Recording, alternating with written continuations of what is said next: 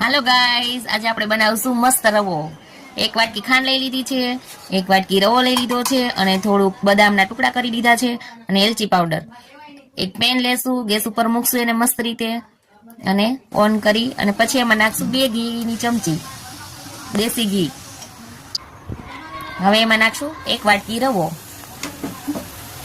રવાને શેકી લેવાનો છે મસ્ત રીતે રવો અને મસ્ત રીતે શેકવાનો છે ગાઈસ।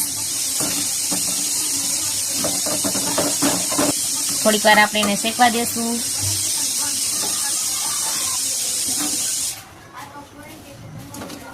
અને શેકાઈ ગયો છે ગાઈસ રવો, તો આપણે એને કાઢી લીધો છે। હવે એક પેન લઈને અને એમાં નાખશું 2 ગ્લાસ પાણી।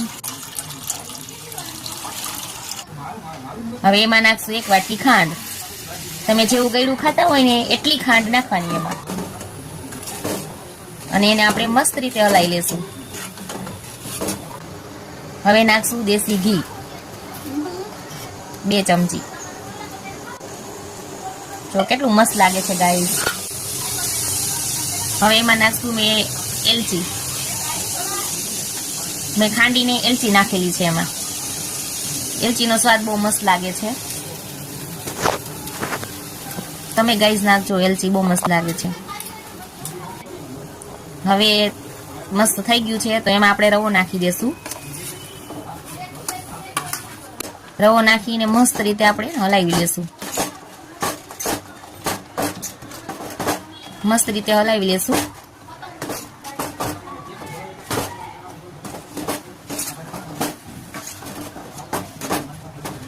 એને મસ્ત રીતે હલાવીને એમાં આપણે નાખી દેશું થોડીક બદામ, જે મેં બદામને કતરી કટ કરેલી છે એ નાખી દેશું આપણે રવામાં।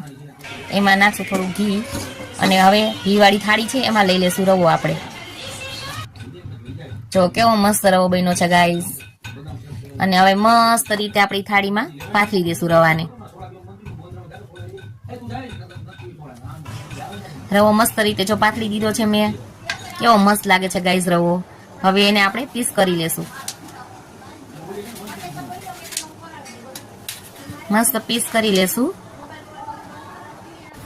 તો ગાઈઝ લાઈક, શેર અને સબસ્ક્રાઈબર કરી દેજો, કેવો મસ્ત રવો બન્યો છે ને। અમારી ચેનલને સબસ્ક્રાઈબ કરી દેજો અને લાઈક ને શેર કરજો અને